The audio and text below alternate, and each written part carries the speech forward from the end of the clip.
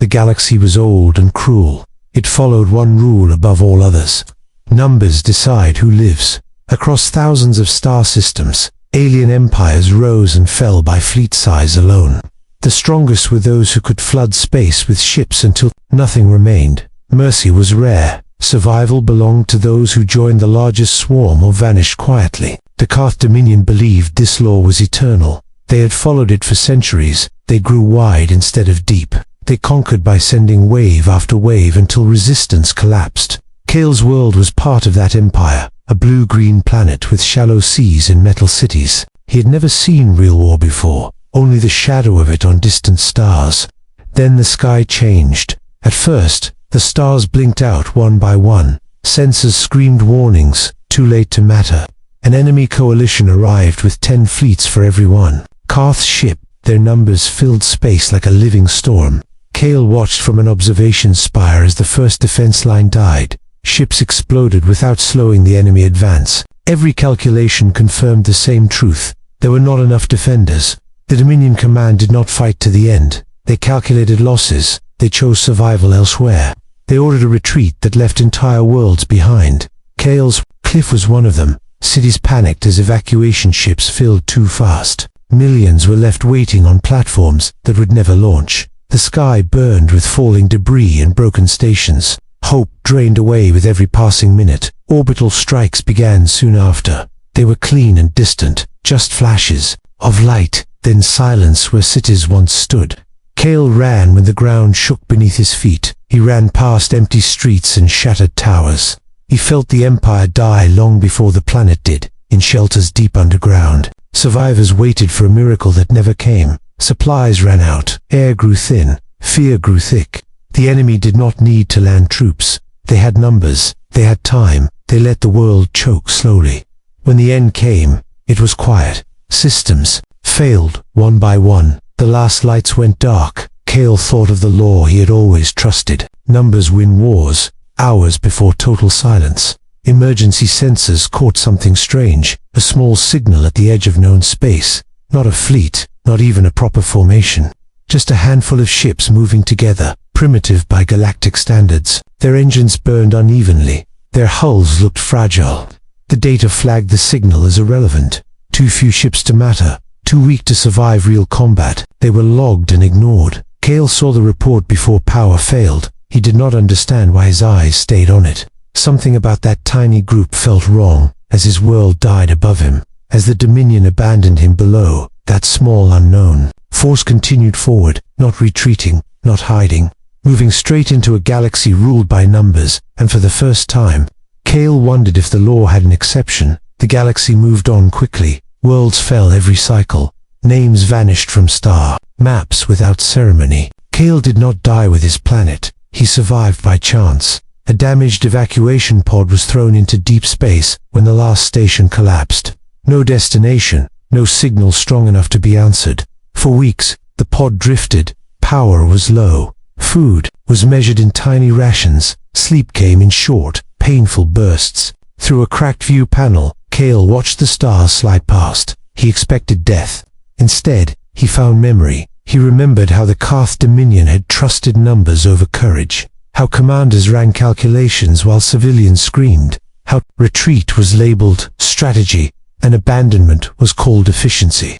The galaxy admired this logic. It called it advanced thinking, cold, clean, and smart. Kale now understood the truth. The law of numbers did not protect the weak, it only delayed their end, one cycle. Long-range scanners flickered back to life. The pod detected movement nearby. Kale prepared for enemies or scavengers. Either meant the same end. What appeared on the display confused him. A small fleet, only a few ships. Their formation was uneven and loose. The same signal he had seen before his world died. The pod system struggled to identify them. No major alliance markings, no known empire signature. Just a simple designation in old trade records. Humans. Kale searched his memory. The name meant little. A minor species from a distant spiral arm. Rarely seen, rarely discussed. They had no great empire, no massive fleets, no influence in galactic councils. By every known measure, they were insignificant. The human ships moved slowly, as if damaged or exhausted. Their hulls were scarred. Some burned with unstable energy. Signatures. They should have turned back. Any logical species would. This region was filled with predators and wreckage from recent wars. But the human fleet kept moving forward. Kale rerouted what little power he had left. He observed quietly, expecting them to scatter or flee at the first sign of danger. Instead, a patrol of the same enemy that destroyed his world appeared. A large force, well organized, perfectly aligned. The outcome should have been instant. The human ships did not run. They adjusted course, closed distance, and absorbed the first strike. Head-on. KL felt his breath stop. No shields flared strong enough to matter. One human ship broke apart, then another. Yet the remaining vessels did something strange. They did not retreat. They moved closer. They used broken ships as cover. They altered movement without order, spreading across channels Kale could detect. It was messy, inefficient, and completely unexpected. The enemy patrol hesitated, only for a moment, but that moment was enough. The humans did not win, not fully. They lost more ships than they destroyed, but they forced the patrol to withdraw. Kale stared at the sensors in disbelief. The law of numbers said this should not happen. Losses should break morale. Fear should end resistance. The human fleet limped onward, damaged, reduced, still moving toward deeper space. Kale realized something unsettling. These humans did not fight to survive.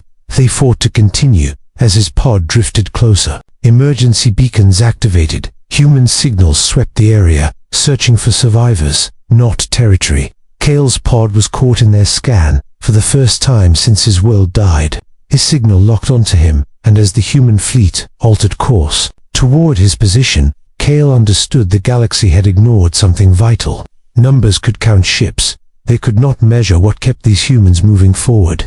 And the galaxy was about to learn that lesson the hard way. The human fleet reached Kale's pod slowly, carefully, as if every move mattered. Small craft detached from larger ships.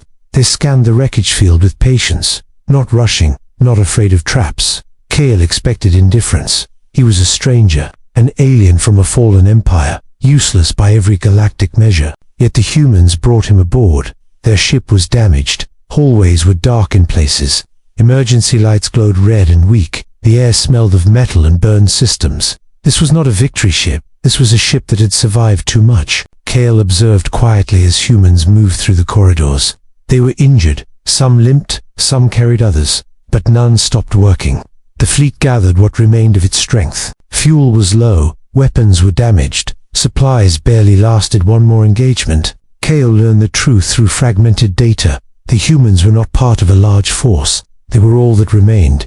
Behind them were destroyed colonies, lost stations, dead worlds erased by the same coalition that killed Kale's home. The humans had been warned to retreat, to abandon the outer systems, to regroup far from the front. They refused. The enemy coalition noticed their movements soon after. Long-range scans tracked the small fleet pushing forward instead of pulling back. Alien command units mocked the behavior, tagged it as emotional failure. Calculations predicted total human extinction within days. The enemy responded with certainty. They sent a full battle group, perfectly organized, built to crush resistance through pure mass. Kale watched from the command deck as the sensors lit up. Enemy numbers dwarfed the human fleet. Every simulation ended the same way, total loss. Human officers did not debate the odds.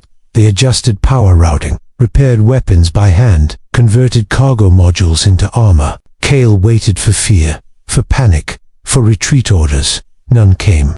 The first clash shattered space. Human ships took heavy damage instantly. Shields failed. Hull breaches spread. One ship was torn apart in seconds. Another lost engines and drifted, burning.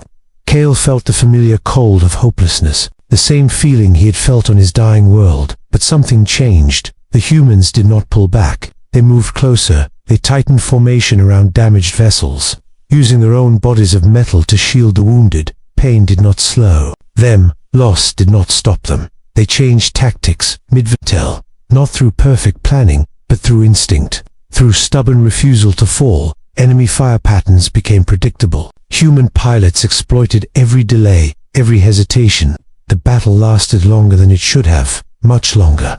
The enemy began losing ships at a rate that made no sense.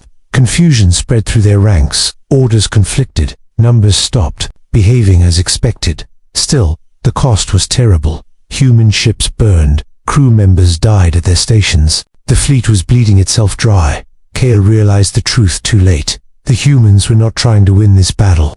They were trying to make the enemy hurt, enough to remember them. As the human fleet pushed forward one final time, overloaded, reactors, weapons firing past safe limits, Kale saw something terrifying in the enemy data feeds. For the first time, the coalition commanders flagged humans as a threat, not because of strength, not because of numbers, but because they would not stop. And as alarms echoed through the human ship, as another wave of enemies closed in, Kale understood that Galaxy had made a fatal mistake. It had mistaken survival for surrender.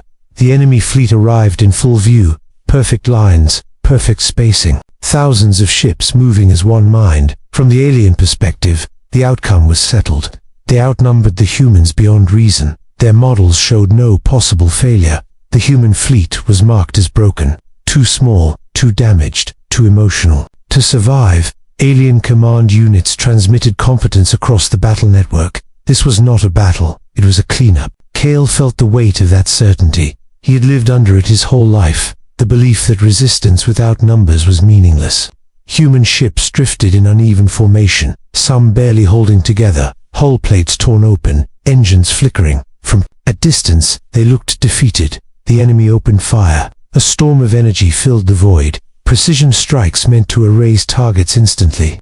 Several human ships vanished in flashes of light, debris scattered like dust. Kale felt the familiar pain return. Then something strange happened. The human fleet did not scatter. They did not retreat. They moved inward. Ships accelerated directly into the fire, not towards safety, but toward impact zones filled with wreckage. Kale watched as human vessels used destroyed ships as cover, hiding in the debris clouds, breaking line of sight, forcing close-range engagement.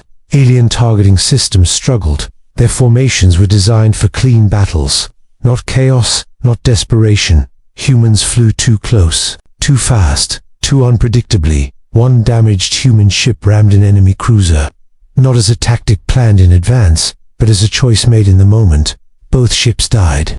Alien command flagged the action as irrational, a waste of resources, a meaningless sacrifice. Then it happened again and again. Human ships, already burning, altered course, turning damage into momentum, turning loss into impact. Kale felt fear rise in his chest, not fear for the humans, fear for the enemy. Because the enemy did not understand what they were facing. The humans did not value survival the same way. They did not retreat to preserve strength. They spent it. Every destroyed human ship forced the enemy to slow down, to adjust formation, to issue new commands. That delay spread. Seconds became minutes. Minutes became confusion. Alien fleets relied on order, on perfect response timing, on the belief that enemies would break under pressure. Humans did not break. The laughter in alien command channels faded. Confidence dropped. New threat markers appeared across tactical displays. Human ships were labeled unstable, unpredictable, dangerous. Kale noticed something else. Enemy ships began pulling back from close combat, not because of damage, but because of fear. They avoided wreckage zones. They avoided human vectors. They created space. That space gave humans room to breathe, to regroup, to strike again. The battle no longer followed the law of numbers. It followed in. Human losses were still high. Pain was everywhere. Emergency systems screamed constantly. Yet the fleet kept moving. Forward, always forward. Kale saw it clearly now. This was not bravery. This was refusal. Refusal to accept the galaxy's rules. Refusal to die quietly. Refusal to disappear. As the enemy fleet pulled back to reorganize, silence spread across their command networks. For the first time in recorded history, a superior force paused against a smaller one. And as the human fleet advanced into that silence, weapons overheated, ships held together by emergency seals. Kale realized the battle had crossed a line. The enemy was no longer fighting to win quickly. They were fighting to understand, and somewhere deep in the enemy command structure, a new question formed. What kind of species keeps attacking after it should be dead?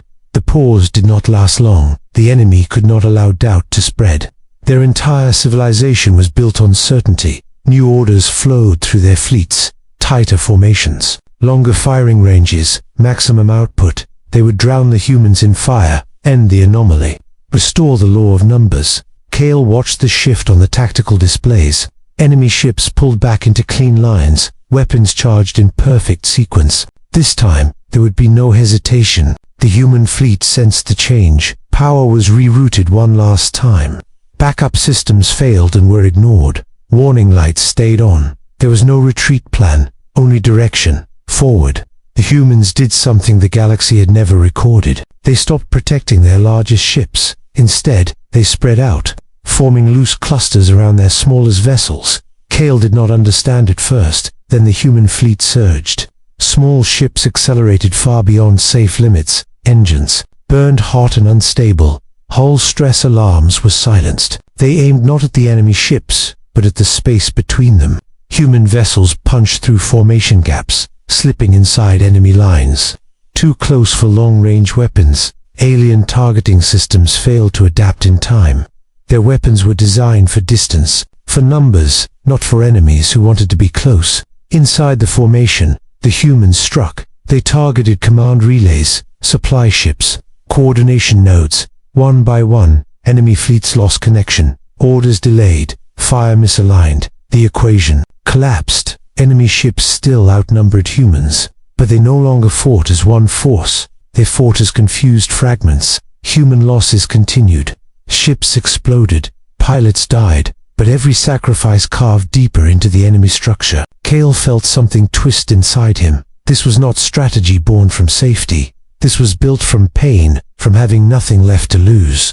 Human ships began detonating reactors on purpose, not randomly, with intent. Explosions tore through tightly, packed alien formations, turning their strength into a weakness, turning numbers into liability. Enemy command units panicked. Emergency retreat signals spread unevenly. Some ships fled, others advanced without orders. The battle dissolved into chaos. For the first time, the enemy coalition suffered something. Worse than loss, they suffered unpredictability.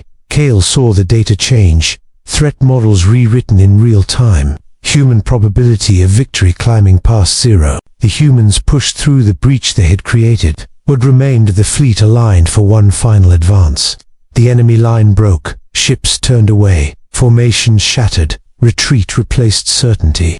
The law of numbers failed in open space. As the last enemy vessels fled, the battlefield burned with wreckage and fading signals.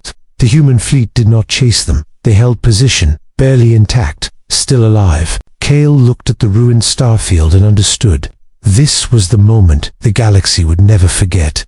A smaller force had not just survived. It had rewritten the rules, and as human ships transmitted emergency calls for survivors, not victory, announcements, Kale realized the enemy had learned the most dangerous truth of all. Humans could be beaten, but they could not be stopped. The battlefield grew quiet, not peaceful, just empty of movement. Wreckage drifted across the stars, broken hulls, cold engines, silent weapons. The enemy fleets were gone. They had fled deeper, into their control space, leaving behind data beacons and emergency markers. Proof that retreat had been real. Kale stood on the damaged human command deck, watching the silence settle. He had seen this moment before, but never like this. When his world died, silence meant extinction. Now it meant survival. The human fleet counted losses, not as numbers on a screen, but as names, as empty stations, as ships that would never respond again. Their remaining vessels were barely holding together. Power failures spread, medical bays overflowed. Many would not last another fight. Yet the humans did not celebrate. They did not claim territory. They did not send threats. They did something the galaxy did not expect. They began rescue operations. Human ships spread out slowly, scanning debris fields, recovering escape pods, pulling survivors from shattered hulls. Not only human survivors, alien ones too.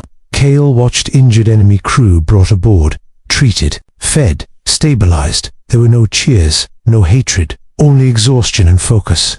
This confused the galaxy far more than the battle. Long-range observers recorded everything. They saw the numbers again. The losses humans had taken, the damage they had suffered. By all logic, this fleet should have died. Instead, it endured. Reports spread quickly. through trade lanes, through hidden channels, through fearful whispers in council chambers. A new classification was added to human records, not dominant, not superior, persistent. Kale was questioned by human officers, not as a prisoner, but as a witness.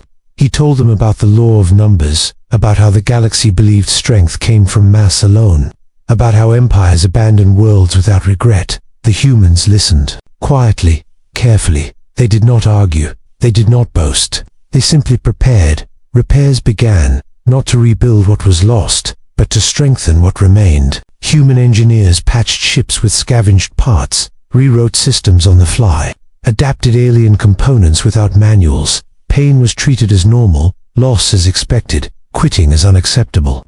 Kel understood then, humans did not believe survival was the goal. Continuation was, across the galaxy. Alien leaders reviewed the battle, again and again, trying to find the mistake. They found none in the numbers. The error had been assumption. They had assumed fear would stop humans, that loss would break them, that death would force retreat. Instead, it had sharpened them. New